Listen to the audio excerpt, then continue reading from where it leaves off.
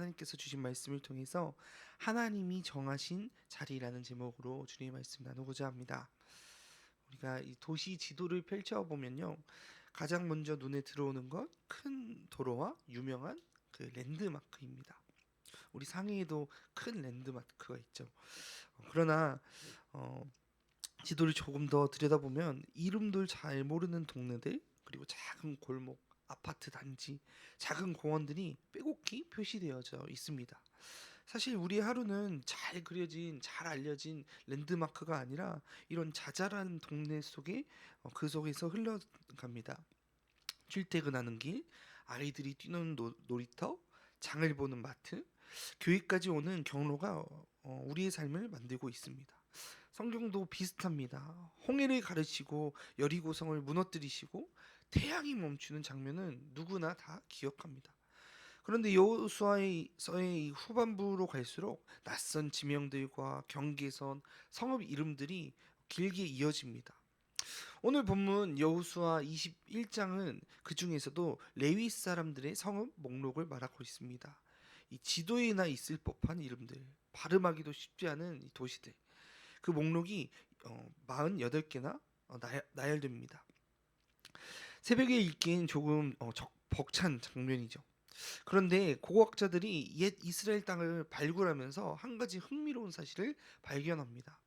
이스라엘 전역, 북쪽 갈릴리에서 남쪽 유다까지 요단 동편과 서편 곳곳에 레위인의 도시로 추정되는 흔적들이 여기저기 흩어져 있다라는 것이죠. 눈에 잘 띄지 않는 언덕 위 작은 성터, 국경선이나 변두리에 있는 작은 성읍들, 그 자리에 살았던 사람들의 흔적을 따라가 보면 그곳은 단지 작은 동네가 아니라 말씀을 가르치고 예배를 드리고 억울한 사람을 품어주었던 자리였음을 보게 됩니다. 생각해 보면요, 이 레위인들의 인생은 참 독특합니다. 땅을 따로 분배받지 못한 사람들. 하나님께서 너희에게는 따로 기업이 없다. 내가 너희의 기업이 될 것이다. 그래서 그들은 자기 이름으로 된 넓은 땅, 큰 지분을 갖지 못하였습니다. 대신 이스라엘의 온 땅에 흩어져서 마을마다, 지파마다, 경계마다 조용히 말씀 붙들고 서 있어야만 했습니다. 겉으로 보기엔 제대로 땅 한 번도 못 가져본 지파, 그런 지파 같지만 하나님의 눈에는 온 나라에 심어놓은 영적 안전망이었다라는 것이죠. 그렇다면 여기서 우리는 이렇게 질문할 수 있습니다. 하나님은 왜 한 곳에 모아두지 않으시고 왜 굳이 온 땅에 레위인들을 흩어놓으셨을까? 그리고 한 걸음 들어가 보면 혹시 지금 내가 서 있는 그 자리도, 이 자리도 우연히 밀려온 자리가 아니라 하나님이 정하신 이 레위인의 자리이지는 않을까? 이 질문을 통해서 오늘 말씀으로 들어가고자 합니다. 이제 실로에서 레위 사람 족장들이 걸어 나오는 장면부터 다시 돌아가 보겠습니다. 이미 각 지파는 자신의 땅들을 분배받았습니다. 남과 북의 큰 전쟁도 지나갔고 이제 사람들은 각자 자기 집과 땅을 정리하느라 분주했을 것이죠. 그 와중에 아직 아무 성읍도 받지 못한 한 지파가 조용히 앞으로 나옵니다. 바로 레위 지파입니다. 그들이 찾아간 사람은 분명합니다. 제사장 엘르아살과 여호수아 그리고 각 지파의 족장들. 이스라엘의 영적 정치적 리더십이 한자리에 모이는 그 앞에 서서 레위 족장들이 한마디를 꺼내는 것입니다. 여호와께서 모세를 통해서 우리에게 말씀하셨습니다. 우리도 살 성읍과 우리 가축을 먹일 목초지를 주라고 하셨습니다. 이 말은 새로운 요구가 아니라 이미 주신 약속을 상기시키는 말입니다. 민수기에서 미리 말씀하셨던 그 약속을 붙들고 이제 실제로 우리의 자리, 자신들의 자리를 구하는 것입니다. 여기서 한 가지가 눈에 들어옵니다. 레위 사람들은 왜 우리는 땅이 없냐라고 원망하지 않습니다. 대신 하나님이 이미 말씀하신 말씀을 근거로 삼습니다. 주님이 이렇게 말씀하셨습니다. 그러니 그 말씀대로 우리에게도 성읍을 주십시오. 믿음은 없는 데서 때를 쓰는 것이 아니라 하나님이 하신 약속을 붙들고 담대하게 나아가는 것임을 보여줍니다. 그럼 이 말을 들은 이스라엘 백성들은 어떻게 반응했을까요? 이스라엘이 여호와의 명령대로 자기 기업 가운데서 성읍과 그 주변들을 내어주었다고 말합니다. 하나님이 말씀하셨기 때문에 그 말씀대로 순종하여서 내어 주었다라는 것이죠. 레위 지파 안에는 다시 이 세 갈래의 큰 가족이 있습니다. 고핫, 게르손, 므라리. 그리고 고핫 가운데서도 아론의 자손, 곧 제사장 가문이 따로 구별됩니다. 본문은 이 네 그룹에게 성읍이 어떻게 배정되었는지를 한번 훑어줍니다. 여기에서 또 하나 눈에 띄는 표현이 있습니다. 이 모든 성읍이 제비 뽑기를 통해 나뉘었다라는 것입니다. 사람들이 협상해서 정한 것이 아니라 하나님 앞에서 제비를 뽑아 결정합니다. 오늘 본문에서 결국 실제로 일어난 일은 단순합니다. 약속을 붙들고 나온 레위 사람들의 요청, 그리고 그 요청에 여호와의 명령대로 순종하여서 자기 땅에서 성읍과 들을 내어놓은 이스라엘 백성들, 그리고 하나님께서 제비뽑기를 통해 레위의 48개의 성읍을 온 땅에 흩어서 배치하시는 장면. 이 평범해 보이는 행정 절차 가운데서 하나님은 한 지파의 삶의 자리와 이스라엘 전체의 영적 구조를 동시에 세워가고 계십니다. 그렇다면 여기서 우리는 이렇게 물을 수 있습니다. 이렇게 세밀하게 삶의 자리를 정해주시는 하나님, 그 하나님이 오늘 우리 자리와 우리의 몫에 대해서도 동일하고 일하고 계시지는 않을까? 이 질문을 마음에 잠시 담아두고 이 일이 어떤 시점에서 또 어떤 배경에서 일어나고 있는지 우리가 조금 더 말씀 안으로 들어가 보자 합니다. 이 전쟁과 분배 이야기를 잠깐 한 발짝 떨어져서 보면 이 장면이 서 있는 시간이 더 분명하게 보입니다. 이미 남쪽과 북쪽에 큰 전쟁도 지나갔습니다. 여리고도 아이성도 가나안의 여러 왕들도 무너졌고 여호수아 13장부터는 계속해서 이 지파는 여기 저 지파는 저기 하면서 경계선을 그어왔습니다. 말하자면 눈에 보이는 큰 사건들은 이제 거의 다 지나간 시점입니다. 사람들은 전쟁보다 이제 어디에서 자리 잡고 살 것인가 더 큰 고민을 하게 되는 때입니다. 그때 하나님께서는 한 가지를 아직 남겨두고 계셨습니다. 눈에 잘 띄지 않는 지파 하나, 군사수에서도 땅 분배소에서도 따로 색칠되지 않았던 레위 지파의 자리입니다. 다른 지파들의 분배 이야기가 거의 끝난 뒤에야 마지막으로 이 레위 사람들의 성읍이 등장합니다. 그렇게 보면 레위 이야기는 마치 우선순위가 밀려서 제일 나중에 처리된 안건처럼 보여질 수 있습니다. 하지만 성경은 이 장면을 분배 이야기의 결론 쪽에 배치합니다. 분배가 끝나간다는 말과 함께 이제 레위의 자리까지 정리되어야 비로소 하나님의 말씀하신 분배가 완성된다라는 뜻이요. 여기서 한번 마음속으로 이런 질문을 떠올려 보면 좋겠습니다. 하나님은 왜 이 이야기를 맨 앞이 아니라 맨 끝에 두셨을까? 역사는 거기서 한 걸음 더 나아갑니다. 여호수아 21장의 이 마지막 절들을 보면요. 레위 성읍이 다 배정되어야 비로소 이런 고백들이 나옵니다. 21장 43절에는요. 이렇게 해서 여호와께서는 그 조상들에게 주겠다고 맹세하신, 44절에는 또 여호와께서는 그 조상들에게 맹세하신, 그리고 45절을 보면요. 여호와께서 이스라엘 집에 하신 모든 선한 약속도 하나도 남김없이 다 이루어졌습니다라고 성경은 말하고 있습니다. 주위에서 보면 이 고백은 단지 전쟁에서 이겼다라는 승리의 선언이 아니라 땅을 다 주셨다, 쉬게 하셨다, 말씀이 하나도 빠짐없이 응했다라는 완성 선언을 담고 있는 것이죠. 그리고 이 선언은 레위 성읍이 배정된 직후에 등장합니다. 생각해 보면 우리식으로는 전쟁이 끝났을 때, 이 성의 성문이 무너졌을 때, 해가 멈추는 기적이 일어났을 때 이제는 다 이루었다라고 말하고 싶어집니다. 하지만 하나님은 이 말씀을 맡은 지파의 자리, 예배와 가르침을 담당해야 할 레위인의 도시까지 정리되었을 때야 비로소 내가 너희에게 말한 것이 하나도 빠짐없이 다 이루어졌다라고 말씀하시는 것입니다. 그때 사람들의 마음에는 이런 느낌이 스쳤을지도 모릅니다. 하나님이 우리에게 주신 약속은 단지 전쟁의 승리가 아니었구나.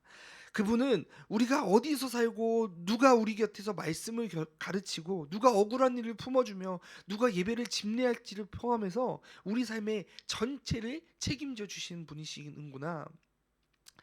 역사는 거기서 멈추지 않습니다. 이 장면은 한 시대의 행정 불체로 끝나는 것이 아니라 그 이후 이스라엘 나라가 어떤 나라가 될 것인지, 어떤 영적 구조를 가진 공동체로 서게 될 것인지 결정짓는 시점이 되어지는 것입니다. 우리도 인생에서 큰 전쟁과 같은 시간들이 지나가면 이제는 그냥 살림살이 정리, 직장, 아이들 학교, 정착의 문제만 남은 것처럼 느껴질 때가 있습니다. 그때 하나님께서는 분배의 마지막에 레위의 자리를 남겨두셨던 것처럼 우리의 삶의 끝부분, 일상 깊은 곳까지 자신의 약속을 끌고 들어오십니다. 그래서 이렇게 묻게 됩니다. 내 인생에서 이미 끝난 줄 알았던 그 영역들, 이제는 내가 알아서 살아야 할 것 같은데 이 후반부의 시간들 속에서도 하나님은 아직 정리하지 않으신 약속의 빈자리가 남아있지는 않을까? 이 질문을 품고 이제 그 레위 사람들의 하나하나 얼굴과 그 마음들을 함께 조금 더 클로즈업해서 비춰보려고 합니다. 이 일이 벌어진 시간과 흐름을 따라가 봤습니다. 이제는 그 장면 가운데서 서 있는 사람들을 좀 더 가까이 들여다보고 싶습니다. 무엇보다 먼저 눈에 들어오는 사람들은 이 레위 지파입니다. 그들은 원래부터 특별한 지파가 아니었습니다. 야곱이 아들들을 축복하던 자리에서 레위는 축복이 아니라 흩어질 것이라는 말을 들었습니다. 이 성급한 분노로 사람을 죽였던 사건 가운데 너희는 이스라엘 가운데 흩어지리라 라는 말을 듣고 내려온 그 지파입니다. 흩어짐은 원래 이 심판의 언어였습니다. 그런데 하나님은 출애굽 이후에 이 지파를 따로 불러 세우십니다. 언약궤를 메고 성막을 관리하고 제사를 돕고 백성에게 율법을 가르치고 그들을 위해서 축복하고 중보기도 하는 일을 맡기십니다. 이 흩어짐이라는 심판의 언어가요, 온 이스라엘 가운데 고르게 심겨진 이 영적 안전망이 되도록 바뀌어진 것입니다. 그래서 오늘 본문에 등장하는 레위 사람들의 족장들은 우리에게도 땅을 주세요 하고 때를 쓰러 나온 사람들이 아니라 주님이 우리에게 맡기신 그 일을 감당할 수 있는 자리를 우리에게도 허락해 주십시오라고 약속을 근거로 요청하러 나온 사람들입니다. 자기 권리를 주장하기보다 자기 사명을 감당할 수 있는 삶의 자리를 찾는 사람들이죠. 그 앞에 서 있는 또 다른 얼굴들이 있습니다. 이 제사장 엘르아살과 여호수아와 그리고 각 지파의 족장들입니다. 여호수아서를 따라오면요, 우리는 이 이름들을 여러 번 보았습니다. 전쟁터에서, 회막 앞에서, 땅을 나누는 자리에서요. 이제 그들은 한 손에 이 지도의 경계를 들고 다른 한 손에는 하나님의 약속을 들고 서 있습니다. 이미 각 지파의 분배를 도와온 사람들이었기에 레위의 요청이 무엇을 의미하는지 누구보다 잘 아는 사람들입니다. 자기 지파의 몫을 떼어내야 하는 것, 그만큼 누군가는 손해를 본다고 느껴질 수 있다는 것까지 알고 있었던 사람들입니다. 마지막으로 이 이야기에 조용히 등장하지만 사실은 가장 중요한 주체가 있습니다. 바로 이스라엘의 각 지파 사람들이죠. 백성들 중 어떤 사람은 이렇게 생각했을지도 모릅니다. 아니, 우리가 어렵게 얻은 땅인데 여기서 또 우리가 떼어줘야 하나? 또 어떤 사람들은 레위인이 내 이웃으로 들어오는 것이 불편했을 수도 있습니다. 아니, 괜히 종교적인 사람들이 옆에 살면 피곤하지 않을까? 그럼에도 불구하고 본문은 논쟁과 불평 대신 여호와의 명령대로 그들이 내어놓았다라는 말을 남겨둡니다. 하나님의 약속 앞에서 자기의 계산보다 말씀을 앞세운 순종의 공동체로 기억되도록 해준다는 것이죠. 이렇게 사람들의 얼굴을 하나씩 떠올려 보면 조금 전까지 멀게 느껴졌던 이 이야기가 우리의 삶과 그리 다르지 않다는 생각이 들기 시작합니다. 흩어져야만 했던 레위처럼 내가 선택하지 않은 자리로 밀려온 것 같은 인생을 사는 사람도 있고, 엘르아살과 여호수아처럼 공동체의 필요와 하나님의 뜻 사이에서 늘 고민해야 하는 리더들도 있었고, 이스라엘 각 지파 사람들처럼 내 일부를 떼어내어 누군가를 섬기도록 부름받은 평범한 성도들도 있습니다. 이제 우리는 이렇게 묻게 됩니다. 하나님은 왜 이런 사람들을 이런 자리와 이런 관계 속에 세우셨을까? 그리고 한 걸음 더 나아가 묻게 됩니다. 그렇다면 하나님께서는 오늘 나를 어떤 사람으로 어떤 자리에 세워두고 계신 걸까? 이 질문이 우리를 자연스럽게 하나님이 일하시는 방식을 바라보게 하는 자리로 이끌어 줍니다. 레위 사람들의 이 레위의 성읍들이 어떻게 배치되고 그 안에서 하나님이 어떤 의도를 품고 계셨는지를 따라가 보면 우리의 각자의 삶의 자리도 조금 다른 빛이 보이기 시작할 것입니다. 이 흩어져야만 했던 레위, 그들을 맞이해야만 하는 각 지파들, 그리고 그 사이에 서 있는 엘르아셀과 여호수아. 그러다 보면 자연스럽게 이런 질문들이 떠오릅니다. 그렇다면 하나님은 이 사람들을 통해서 구체적으로 어떻게 일하고 계신 걸까? 본문 속의 한 단어에 살짝 더 가까이 가져가 봅니다. 우리 시선을 그곳으로 가져가 보면 레위 성읍을 나눌 때 반복해서 등장하는 단어가 바로 제비뽑기입니다.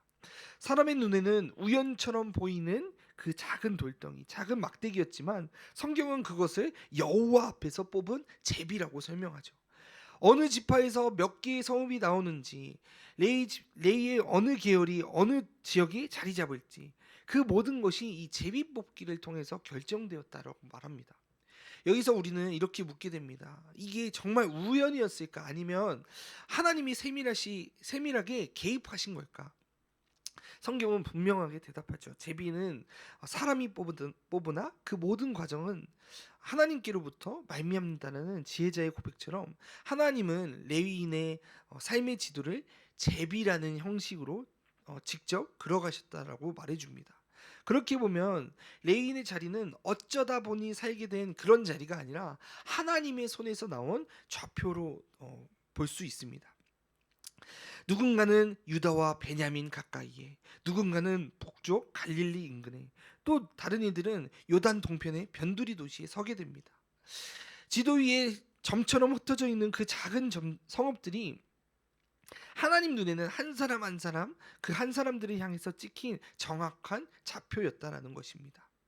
생각해보면 그 땅들은 그냥 선물처럼 떨어진 것이 아니었습니다. 이 전쟁터에서 떨리는 손으로 얻은 땅이었고, 집을 짓고 포도나무를 심고 가축을 기르려고 계획된 장소였다라는 것이죠. 그런데 하나님이 그중 몇 성읍은 레위인을 위해 비워둬라라고 말씀하실 때 레위인들을 위한 도시가 생기기 위해서 그들이 그것을 자기 생각들을 조정하고 내어주었다라는 것입니다. 그때 사람들의 마음에는 이런 생각이 스쳤을 것입니다. 우리도 넉넉하지 않은데 여기서 우리가 또 떼어줘야 되나? 레위인이 우리 동네로 들어오면 우리가 또 챙겨야 할 일들이 많아질 텐데. 그럼에도 불구하고 본문은 말씀대로 그들이 내어놓았다라고 이야기합니다. 우리는 이 레위의 도시를 통해서 하나님이 얼마나 세밀하게 자리를 정하시고 공동체의 그 내어놓음을 통해 그 자리를 살게 하시는지를 우리는 방금 보게 되었습니다. 그러다 보니 마음속에 우리가 피할 수 없는 질문들이 떠올립니다. 그렇다면 지금 내가 서 있는 이 자리와 몫은 우리가 어떻게 바라보아야 할까? 내 인생은 제비뽑기가 아니라 그냥 밀려온 결과와 같을 때, 나의 전공도 직장도 도시도 심지어 이 이민의 자리까지도 선택이라기보다도 어쩔 수 없음의 연속과 같을 때 이 레위 지파의 이야기를 떠올려 보면 그들도 스스로 선택한 땅은 없었다라는 것을 우리가 기억하면 좋겠습니다. 너희에게는 따로 땅을 주지 않겠다. 내가 너희의 기업이다라는 말씀 안에서 그들의 자리는 언제나 남의 땅 한복판, 남의 성읍 한가운데였습니다. 그러나 하나님은 그들의 도시를 제비로 정하시고 그 도시들을 통해서 이스라엘을 세우고 지키고자 하셨습니다. 그 이미지를 마음에 겹쳐보면 오늘 우리의 자리를 이렇게 말할 수 있을 것입니다. 내가 선택한 것 같지 않은 자리일수록 하나님이 더 개입하신 자리일 수 있다. 우리 가정에서, 직장에서, 교회에서 혹은 낯선 나라의 한 모퉁이에서 나는 왜 여기 있어야 하지? 하고 묻게 되는 그 순간 레위인들의 이 도시를 떠올릴 수 있으면 좋겠습니다. 또 한 가지 본문은 우리에게 말씀을 맡은 사람들을 바라보게 하는 시선을 새롭게 하려 합니다. 레위가 도시를 얻을 수 있었던 것은 하나님이 하늘에서만 약속했기 때문이 아니라 이스라엘이 자기 기업에서 성읍들과 들을 실제로 떼어내어 주었기 때문이었습니다. 그래서 이 본문은 우리에게 묻습니다. 너의 기업 가운데 레위 지파를 위한 몫은 어디에 있느냐? 조금 더 솔직하게 바꾸면 너의 시간과 에너지와 재정 가운데 하나님 나라와 말씀 사역을 위해 기꺼이 떼놓은 몫이 어디에 있느냐라고 묻습니다. 이 질문은 부담을 주기 위한 채근이 아니라 하나님이 이 레위 지파를 통해 이스라엘을 지키신 것처럼 오늘도 교회를 통해 우리의 삶을 지키시기 위해 우리에게 거는 신뢰의 표현이기도 합니다. 그리고 마지막으로 본문은 각자의 자리에서 이렇게 우리 각자에게 이렇게 속삭입니다. 너는 어쩌면 내 자리가 레위인의 자리일지도 모른다. 직장 안에서, 팀 안에서, 가정과 친척들 사이에서, 또 어떤 분들은 이민 공동체의 한 가운데서 나는 왜 늘 사람들의 이야기를 듣게 되지? 왜 그들의 고민들이 내게로 몰리지? 왜 아무도 챙기지 않는 이 예배와 또 기도의 자리가 자꾸 내 눈에만 보이지? 이렇게 느끼시는 분들도 있을 것입니다. 그럴 때 그냥 나를 눈치 빠른 사람으로만 보지 않고 하나님이 이 자리에 세워두신 레위인의 한 사람으로 조용히 받아들일 수 있는 저와 여러분이 되길 소망합니다. 오늘 말씀을 정리하고자 합니다. 레위 성읍의 이야기를 따라 오다 보면 처음에는 그저 낯선 지명과 숫자의 나열과 같았던 본문들이 조금은 다른 얼굴로 다가오는 것 같습니다. 이 지도 위에 흩어져 있는 48개의 도시, 그 도시에 살았던 이 이름 없는 사람들, 그리고 그 모두를 하나하나 세어보시고 자리를 정해주신 하나님. 사실 우리의 인생도 비슷합니다. 왜 여기일까 싶은 자리들, 왜 이 사람들과 함께일까 싶은 관계, 왜 나는 이 몫을 받게 되었을까 싶은 책임들이 있습니다. 눈앞에서만 보면 우연 같고 가끔은 실수 같고 때로는 벌처럼 느껴질 때가 있습니다. 그런데 여호수아 21장의 마지막은 우리의 생각과 조금 다른 고백으로 끝납니다. 여호와께서 이스라엘 족속에게 말씀하신 선한 말씀이 하나도 남이 없이 다 응하였더라. 하나님은 전쟁에서만 약속을 주신 분이 아니었습니다. 해가 멈추는 기적과 성이 무너지는 승리 순간에만 신실하신 분이 아니라 누가 어디에 살고 어떤 도시에 누구 곁에 서 있을지 그 작고 촘촘한 자리들 속에서도 말씀하시는 것을 끝까지 이루시는 분이었습니다. 우리가 이 자리에서 우리의 삶의 자리에서 불평 대신 감사로, 회피 대신 순종으로, 무심함 대신 기도로 서 있게 되는 저와 여러분이 되길 주님의 이름으로 간절히 축원합니다.